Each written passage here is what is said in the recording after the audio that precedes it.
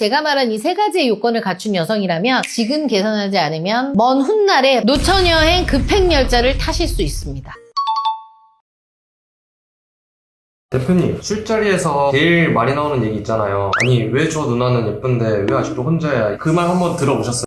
그 얘기 진짜 많이 나오죠. 근데 그 이유가 뭔지 알아? 소름이 진짜 돋을 정도로 간단해요. 20대 때는 그녀를 되게 반짝반짝이게 만들었던 그 매력이요. 40대에는 뭐가 되냐? 그녀를 혼자 있게 만드는 족쇄가 되는 거죠. 아니, 매력이 족쇄가 된다고요? 그건 그냥 눈이 높아서 그런 거 아니에요? 눈이 높은 거는 그냥 옵션이야. 진짜 문제는 따로 있습니다. 20대 때 남자들이 그 환장했던 패턴이 있거든요. 와, 진짜 매력 터진다. 막 이렇게 막 감탄하고 이랬던 게 결혼을 생각을 하잖아요. 그러면 남자들이 기겁하고 도망치는 치명적인 단점이 있는 거죠. 오늘은 그 치명적인 단점 3가지에 대해서 제가 한번 이야기해 볼게요. 그래서 이거 듣다 보면은 머릿속에 맞아, 이런 누나 하나 있는데 라는 생각 들 거예요. 그리고 그 순간 알게 될 겁니다. 예쁜데 왜 혼자인지 그 이유에 대해서요. 첫 번째, 남의 떡이 커 보이는 환상입니다. 20대 때는 어땠어? 20대의 매력. 자신의 가치를 아는 꿈이 큰 여자였겠죠. 얼굴도 예쁘니까 나는 기업 회장 아들하고도 결혼할 수 있을 것 같고 의사하고도 할 수 있고 변호사하고도 할 수 있고 판사하고도 할 수 있을 것 같거든. 근데 나이가 먹어가면서 변경되는 결격 사유가 생기기 시작합니다. 영원히 채워줄 수 없는 비교 지옥이 되는 거죠. 좀 감이 딱 오죠? 그럼 왜 여자들이 이렇게 행동하는 거예요? 20대 여성들은 주변의 환경을 진짜 많이 받아요. 우리 때만 해도 드라마 속의 남자 주인공, 또 요새는 SNS 속에 진짜 멋진 남자들 많잖아. 그런 남자들을 보면 내 남자가 될 수 있을 거라는 환상을 갖게 되거든요. 예전에는 연예인만 잘생겼는데 요새는 남자들도 뭐 진짜 타고나길 잘생긴 것도 있고 성형도 하고 관리도 워낙 잘하다 보니까 일반 평범한 사람들도 진짜 괜찮은 남자들이 너무 많잖아요. 이렇다 보니까 이미 기준이 비현실적이죠. 근데 옆에 있는 사람이 눈에 차겠어요? 안 차지. 그러니까 어떤 거냐면 늘 더 좋은 남자가 나타날 거야. 쟤보다는 더 괜찮은 남자가 나한테는 올 거야. 라는 것 때문에 눈앞에 꽤 괜찮은 남자를 흘려보내는 경우도 있어요. 그러니까 왜 이런 거 있잖아. 옆에 성실하고 되게 괜찮은 남자가 있어. 근데 그거 보면 좀 아쉬운 거야.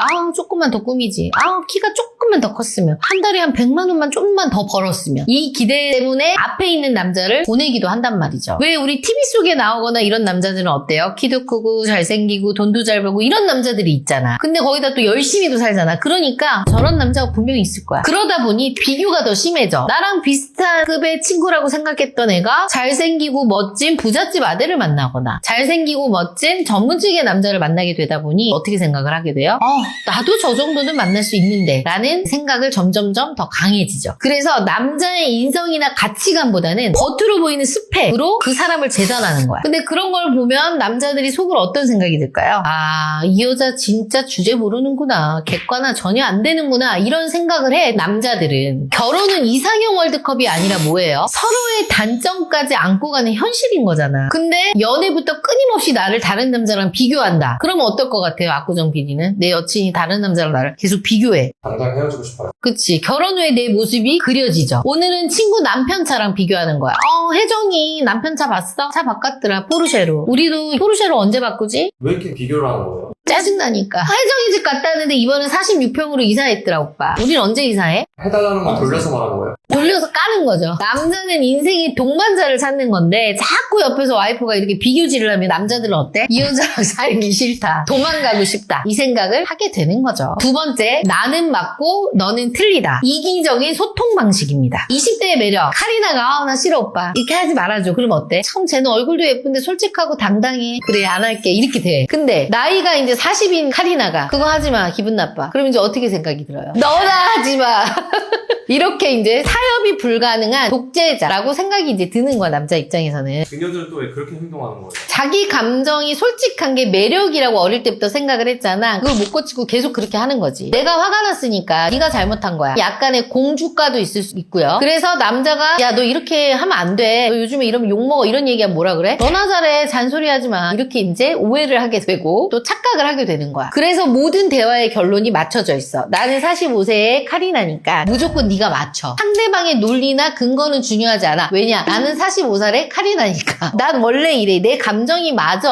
이런 태도가 모든 소통을 어떻게 해요? 단절시키고 막아버리는 거죠. 그래서 남자는 관계에서 여자한테 어때요? 인정받고 듣고 싶거든. 오빠 말이 맞아. 난 오빠 믿어. 이런 말 듣고 싶거든. 이렇게 내가 이 여자의 든든한 버팀목이구나 이런 느낌을 받아야 이 여자를 더 사랑하게 되는데 근데 자꾸 내 의견은 무시당하고 나를 존중하지 않는 느낌이 들면 남자는 이제 이런 생각을 하게 되는 거지. 한방 언니한테 가면 결혼할 수 있나요? 물론이죠. 1대1로 꼼꼼하게 관리해주고 철저하게 객관화를 할 수 있는 피드백을 주고 매니저가 딱 달라붙어서 어떻게 해야 할지 컨설팅해주는 전문가를 찾아오세요. 한방 언니가 함께 고민하고 도와드리겠습니다. 나는 버팀목이 아니라 그냥 감정 쓰레기통인가? 연애는 감정만으로 버틸 수는 있어요. 사랑하니까 좋아하니까. 근데 결혼은 어떻게 해요? 협상과 합의의 연속이잖아. 배려해주고. 근데 이게 안 되는 거지. 연애는 그냥 잠깐 안 봤다 또 보면 되지만 결혼은 어때요? 계속 붙어서 살아야 되는 거잖아. 그렇기 때문에 평생 소통이 가능하지 않는 사람과는 살 수 없다라는 판단이 들어서 남자는 조용히 말도 없이 떠나게 되는 거죠. 마음의 문을 그냥 닫는 거죠. 세 번째, 겉으로만 파트너다. 정신적 교류는 할 수 없다. 20대 때는 남자들이 얘랑 감정 소통이 안 돼도 예쁘고 성적 매력이 있으니까 이제 만나는데 나이가 먹어가면서 이제 어때요? 피곤하거나 소통이 안 되면 힘들잖아. 만나기 싫어지잖아. 그러니까 이런 거죠. 남자친구한테 한없이 공주처럼 의존적인 것만 기대는 거야. 오빠 나 이거 해주면 안 돼? 이거 해줬으면 좋겠어? 오빠밖에 없어. 오빠가 다 해줘야 돼. 이런 식으로 말이죠. 이런 여자들은 남사친이나 아는 여자친구들한테는 깊은 고민을 털어놓기는 해요. 근데 당사자인 나한테는 얘기하지 않는 거죠. 진짜 감정적인 교류와 의지는 아웃소싱. 남한테 얘기하고 해결하는 거야. 그럼 남자들이 이럴 때 어떤 생각을 할까? 겉도는 얘기만 한다고 하면 처음에는 나를 이렇게 의지하구나 해서 뿌듯하기는 해. 좋아. 그래서 내가 존재가 의미가 있다고 생각을 하는데 하지만 시간이 이제 지날수록 좀씩 깨닫게 되는 거죠. 나는 진짜 인생의 파트너가 아니구나. 그냥 남자친구의 역할을 하는 연기를 하는구나. 이런 생각을 한다고 해요. 그래서 여자친구의 진짜 안식처가 아니라는 생각을 하는 순간 대다수의 이제 남자들은 어때요? 관계를 정리하게 되는 거죠. 나는 이 여자의 그냥 소모품이구나. 이런 생각을 하게 되는 거죠. 제가 이 얘기를 하다 보니까 이런 여성들의 특징은 남자를 진지하게 보지 않는 거야. 그냥 진짜 남자를 단지 연애 상대만으로 보는 거죠. 정말 결혼할 상대로 본다면 이렇게 하진 않을 것 같거든요. 같은 여자 입장에. 선생님들, 여자들이 이렇게 나이를 먹으면서 남자를 보는 기준이 어떻게 달라지는 줄 알아? 그 순서가 있다? 순서가 있나요? 거기? 그럼요. 이것도 약간 내 경험인 것 같기도 해요. 난 이거 공감해요. 여자분들도 공감하실 텐데 처음에는 완벽한 남자를 찾아요. 어릴 때는. 키도 크고 얼굴도 잘생기고 성격도 좋고 돈도 많고 그러다 이제 현실을 조금 알았을 때는 자기 수준보다 더 높은 남자 한 가지 정도는 내려놓는 거지. 그러다가 이제 30대 초반 정도 되다 보면 자기보다 살짝 수준이 높은 남자. 그러다가 이제 점점 나이를 먹다가 30대 중후반 40대가 되면 여자들이 협상을 하게 되는 거지. 어떻게 협상을 하냐. 자기 수준의 남자. 비슷한. 저랑 비슷한 남자면 돼요. 라고 말이죠. 그 와중에 아래는 안 보내요.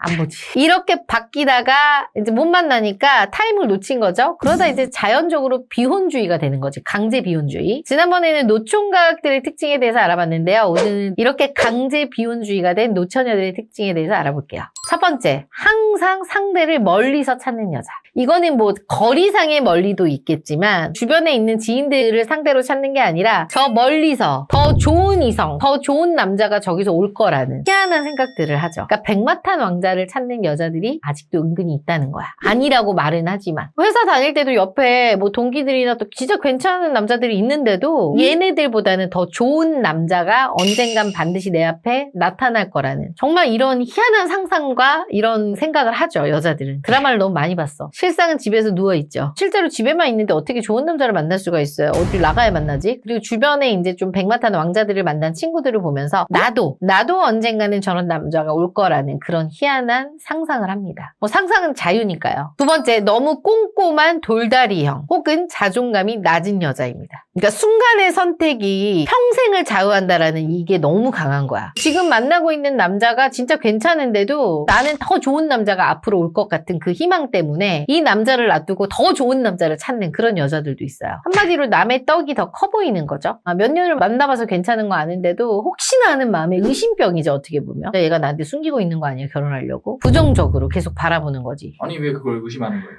아까 얘기했잖아. 한순간의 선택이 평생을 좌지우지한다 생각해서 그런 부분 부분 때문에 이제 성격인 거죠, 이게. 또는 뭐 전 남자에게 되어본 경험이 있기 때문에 그걸 또 바탕으로 이어지는 거죠. 꼼꼼한 건 좋은데요. 이 꼼꼼한 게 잘못되면 사소한 거에 집착을 하게 되는 여자분들도 있어요. 그래서 이 사소한 거 있잖아요. 별거 아닐 수도 있는데 내가 원하는 이상형이 175야. 근데 남자가 키가 한 2cm 모자라. 그 2cm 모자르다고 다른 부분이 너무 좋은데도 안 만나는 거야. 내가 원하는 게 아니기 때문에. 너무 꼼꼼한 게 아니라 고집이죠, 고집. 그리고 또 남의 떡이 더 커 보여서 내 주변에 친구나 결혼한 친구 남편이 더 괜찮아 보여서 지금 내 남자가 있다고 하더라도 이게 부족해 보이는 거야. 근데 그게 진짜 결혼할 때쯤 되면 그렇게 다 되는 거 같아요. 결혼해서도 남편들 비교하는데요. 뭐 결혼 전에는 비교 안 하겠어요. 그래서 너무 꼼꼼하다 보면 좋은 남자를 다 놓치게 돼. 그 시기를. 세 번째는 자만추 또는 수동적인 연애입니다. 자연스러운 만남을 추구하는 거죠. 호감이 있어도 남자한테 적극적이지 않고 언젠간 나한테 제가 고백할 거야. 이것도 어떻게 보면 일종의 착각인데 그냥 기다리는 거지. 운명적인 만남을 원하는 사람들이 약간 이런 형이죠. 솔직히 말하면 도끼병도 문제지만요. 이런 게 더 문제예요. 운명도 일어나야지 나가야지 만나는 거잖아요. 근데 생각보다 사실 수줍은 남자들 많잖아. 남자라고 다 고백을 잘하는 건 아니거든. 근데 이런 여자분들은 어때요? 남자는 다 고백해야 돼. 기다리는 거죠. 근데 여자들도 알고 있죠, 남자 좋아하는 거.